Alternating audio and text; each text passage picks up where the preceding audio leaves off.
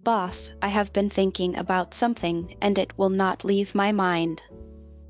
That sounds serious, Claire, so tell me what has been sitting on your mind tonight.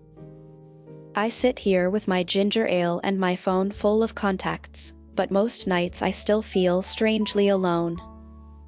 You feel surrounded by ways to talk to people, yet you do not feel close to many of them, is that right? Yes, that is it, and it makes me wonder if something is wrong with me, or if something is wrong with the whole world. There is nothing wrong with you, and many people feel the same way right now.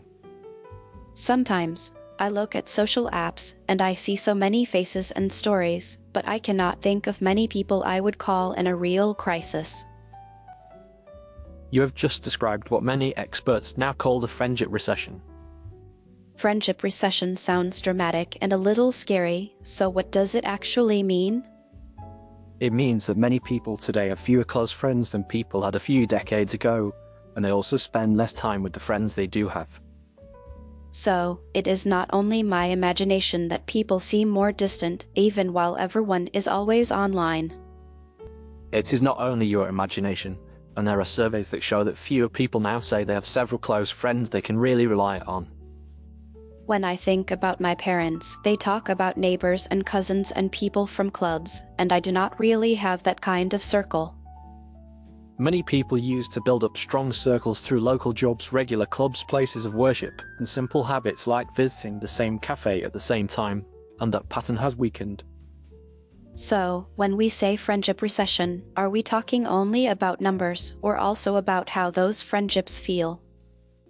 We are talking about both the count of close friends and the quality of those connections, and how safe and understood people feel with them. I also hear the word loneliness all the time, and I am not sure if that is exactly the same thing. Loneliness is the painful feeling that your connections are not enough, while social isolation is when you actually have very little contact with other people. So, a person can feel lonely even if they are surrounded by people and talk to many people online every day. Yes, because the feeling depends on whether you feel seen and valued, and not just on how many names are on your screen. That explains why I can feel lonely in a crowded train, or even here in the city, even though people are everywhere. Exactly, and the friendship recession is about how deep connection is harder to build and keep, even when bodies are close together. Is this just a sad feeling, or does it actually change our health too? It changes a lot, because strong friendships support both mental health and physical health in ways people often do not notice. I have heard people say that loneliness is as bad as some unhealthy habits, but I never knew if that was real or just a dramatic phrase. There are studies that show lonely people have higher risks of heart problems, sleep problems, depression, and even dying earlier than they would if they had strong support. That is intense and a bit frightening, because it means this feeling touches everything, not just my mood. It does, and this is why some health groups now talk about loneliness and social connection as a major public health issue instead of only a private sadness. So, when I sit here and think I should have more friends, I am not just chasing some social ideal, I am trying to protect my health too. Yes, and you are also trying to protect your sense of meaning, because friends are often the people who remind you that your life matters. I keep wondering what changed, because my phone shows me parties and trips and big friend groups from other people all day. Many things changed at the same time, such as work schedules, city, design, technology, and the way people think about success and independence. Can we start with the phone part, because it is the part I touch all day, and I blame it for everything when I am in a bad mood? We can start there, because the phone is an easy target, and also a real factor, but the story is more complex than the simple idea that phones ruin friendship. Sometimes, scrolling leaves me feeling empty and left out, but sometimes a message from an old friend makes my entire day, so I feel confused about it. That shows the double side of it, because passive scrolling often makes people feel more lonely, while active, warm exchanges can help them feel a bit less lonely. So, if I just scroll and compare my life with others, I will probably feel worse, but if I actually talk to people, it can be good. Yes, when you use the phone mainly to watch others, you can feel more distant, but when you use it to reach out with honest, small messages, it can support real connection. I guess it is easier to scroll than to send a real message because a message risks silence or rejection. That is a very honest point, because it is safer to just look, since looking does not risk a no or an awkward reply. But that safety means I stay on the outside of other people's lives, and they stay outside of mine. Right, and over time that pattern builds a life that is full of information about others, but quite short on shared experiences with them. What about time, though, because I hear people say they are too busy for friends, and I say that too? Time is a huge part, because many people now work long hours, juggle odd shifts or side jobs, and feel that any free moment must be used for rest or chores. I often cancel plans because I feel tired, and then I feel even more lonely and guilty later. That loop is common because first you feel tired, so you stay in, and then you feel lonely and you start to believe you're not the kind of person who has a rich social life. So, the belief grows out of the pattern, and then the belief makes the pattern even stronger. Yes, and soon a normal season of stress can turn into a lifestyle where friendship is always postponed and never treated as a basic part of life. Do you think cities make this worse? Because I moved here for work and it feels exciting but also strangely cold. Cities can both help and hurt. How can they help when I barely know my neighbors and I do not even know their names? They can help because there are many potential people to meet, shared spaces, events, and groups, but they can hurt because people move often, travel long distances for work, and feel less tied to the people around them. So, every person is busy with their own life, and no one wants to be the first to reach out. Exactly, and without simple routines like regular block gatherings or small local clubs, it is harder for shy people to be gently pulled into a group. My parents talk about bowling leagues and card nights, and I cannot even imagine those as a normal part of life. Those regular gatherings were a kind of social glue, and as they faded, a lot of easy chances for friendship faded with them. Is this why people say social capital is shrinking, even though we have huge online networks? Yes, social capital is the strength of trust and support in a community, and it depends on people doing things together, not just seeing each other's names. So, if we do not play together, volunteer together, or meet in person often enough, the ties stay weak. That is right, and weak ties may still be useful in some ways, but they usually cannot replace the comfort of a close friend who knows your story. I know this in theory, but in practice I still find it hard to tell whether I am just an introvert who likes quiet, or actually lonely. That is an important question, because being alone by choice with a calm feeling is not the same as being lonely and in pain. How can I tell the difference without fooling myself? If you feel rested and peaceful after time alone, then it is probably healthy solitude, but if you feel empty, anxious, or invisible after being alone, then it is more likely loneliness. When I stay home and watch shows, I sometimes feel heavy and sad afterward, even though the night looked comfortable from the outside. That heaviness is a clue that your deeper needs for connection are not met, even if the surface looked relaxed. I also notice that when I feel lonely, I start reading every small delay or short message from a friend as a sign that they do not care. Loneliness can make the mind very sensitive, and it can lead you to expect rejection, even when the other person is just busy or distracted. So, loneliness pushes me to protect myself, and then I pull back even more, and then of course I end up with fewer friends. Yes, it can become a cruel loop, where the feeling is both a signal of a lack of connection, and also a force that makes connection harder. Is there a way to break that loop without pretending not to hurt? You start by noticing the loop and naming it, and then you take very small steps that go against the habit, such as sending one honest message, even when your fear says stay silent. That sounds simple when you say it, but my chest tightens just thinking about sending that kind of message. Of course it tightens, because your mind has linked reaching out with danger, and you are asking yourself to do something brave. I sometimes think that everyone else was given a class on how to make and keep friends, and I missed that class. Many people feel that way, and in truth most of us did not get clear lessons on friendship, and we just picked up habits by watching adults who were also confused in their own ways. So, friendship is a skill and not just some magic that either appears or does not appear.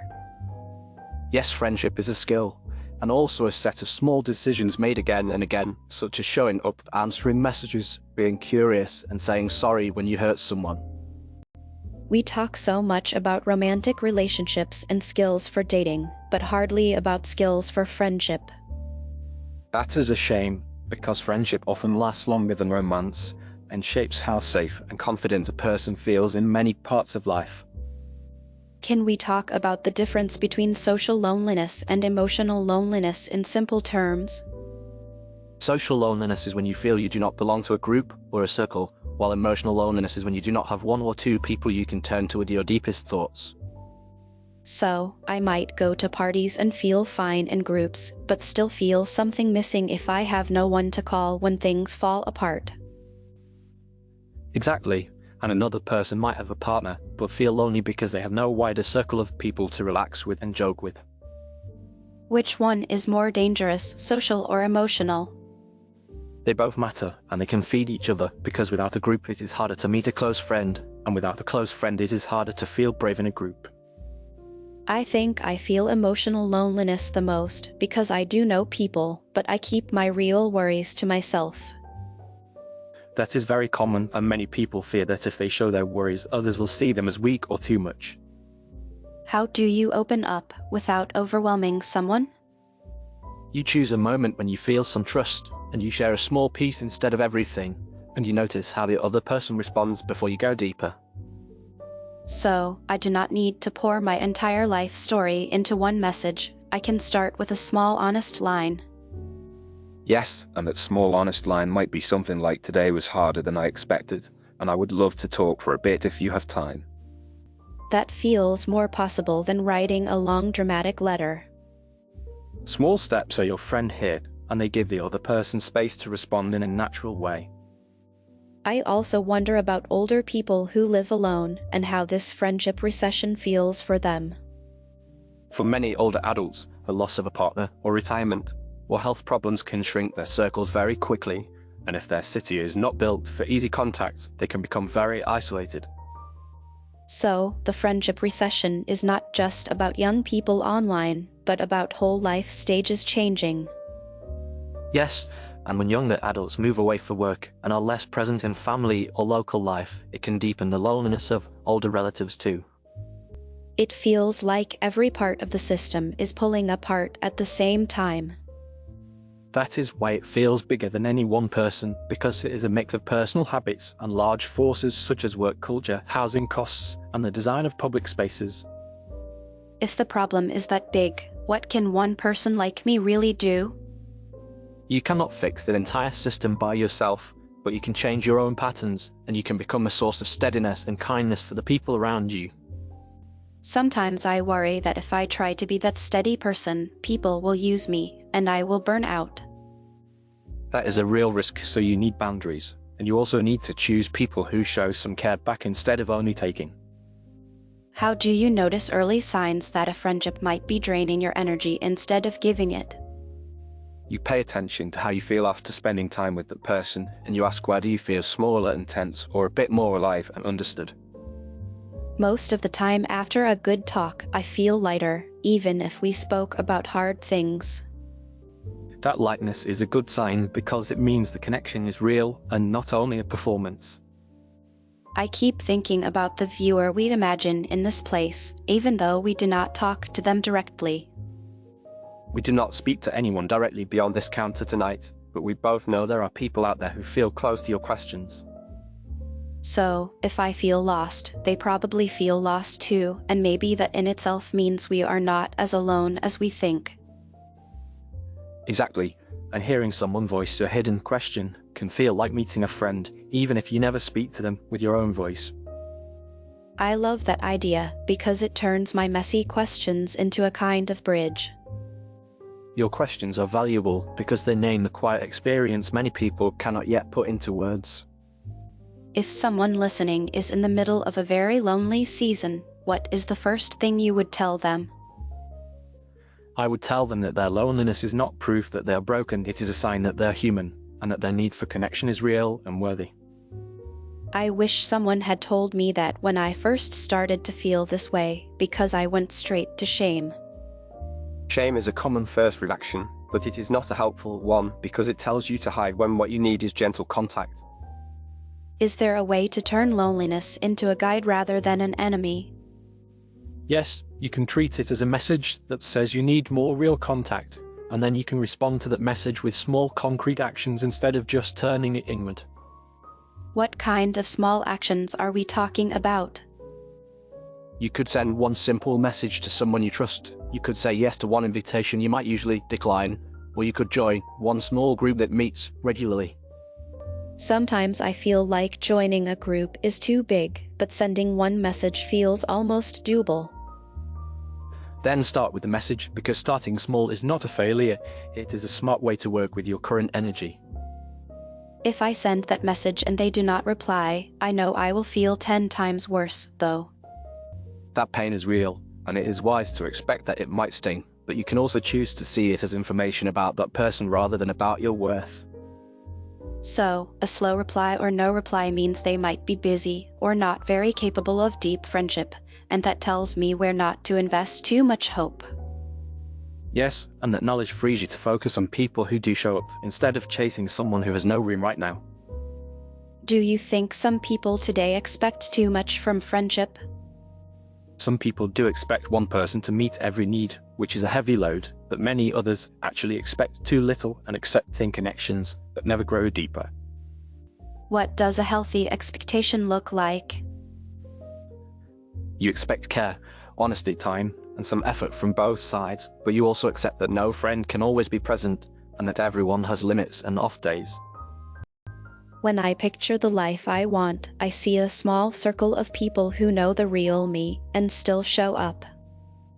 That is a good vision, and very realistic, and it is far more powerful than having hundreds of names who only like your photos. If the friendship recession is this widespread, do you think it can ever reverse? I think it can shift if enough people and communities take connection seriously and build more spaces and habits that support real meetings. What kind of spaces are we talking about? Simple ones such as community rooms, parks with benches, local groups where people meet regularly, shared meals, and even small places like this counter where honest talk feels safe. So, change can start in tiny corners of the world and not only through big policies and big speeches. Yes, large actions help, but small consistent spaces are where friendships actually grow. I like thinking of this place as a tiny shelter from the friendship recession. That is exactly how I think of it when I polish the glasses and put the music on. Do you ever feel lonely yourself, boss? Of course I do, and I have days when I look around this room and wonder whether I have given too much of myself and not asked for enough in return. I never imagined you would feel that way, because you always seem so calm and confident. People who listen a lot often hide their own needs very well, and yet they need friends too, and not just customers. Who listens to you when you need to talk? I have a few old friends from school and from my early work days, and I call them and visit them, and they keep me honest when I feel lost. So, even the wise master has to work at his friendships. Yes, and wisdom does not remove the need for effort, it only reminds you not to wait for others to do all the work. I feel strangely comforted that you do not have it all effortlessly sorted out. If anyone tells you they have all of this fully sorted out, they are probably hiding something. I want to make a small plan before I finish my ginger ale tonight. All right, let us make one simple plan that respects your limits and still moves you toward connection. First, I want to admit to myself that I am not weak for wanting deeper friends. Good, that is step one, acknowledging that your need is normal and human. Second, I will choose one person who feels kind and safe and send them a simple, honest message this week. That sounds very wise, and you can even tell them you would like to see them in person if that feels right. Third, I want to start treating time with friends as a basic part of life, not as something I squeeze in only when work leaves me crumbs. That is a beautiful goal, and you can protect the time on your calendar in the same way you protect time for sleep or food. Fourth, I will be patient with myself if I still feel lonely some days, because the pattern took time to form and will take time to change. You're already thinking in a kind and realistic way, and that will help you stay on the path when progress feels slow. Do you think people listening can make their own tiny plan like that, while they sit wherever they are? I think they can, and even writing down one small action for this week can start to turn the wheel a little. Talking about this makes me feel less alone, even though my life has not changed yet.